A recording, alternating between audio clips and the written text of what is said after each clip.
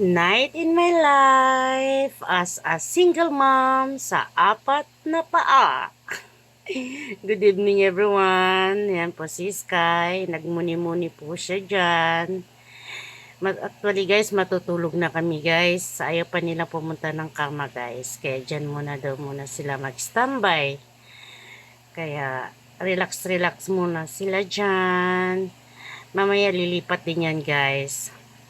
Kasama yan si Lilo. Andyan po si Lilo. Ayan.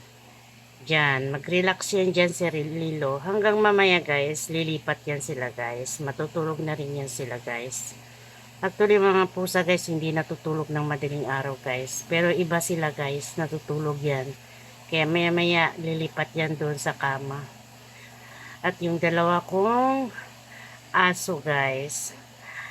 Andito na sila guys. Ayan, si Beaver. Nagising siya dyan guys. Oh, di ba? Kasi sabi niya maingay daw yung mama niya. Ito naman si Justin. Sorry guys, hindi yan sila natutulog guys pag walang kumot guys. Kasi nalalamig sila. Ayan. O, di ba? Oh, social. Di ba? Thank you for watching guys.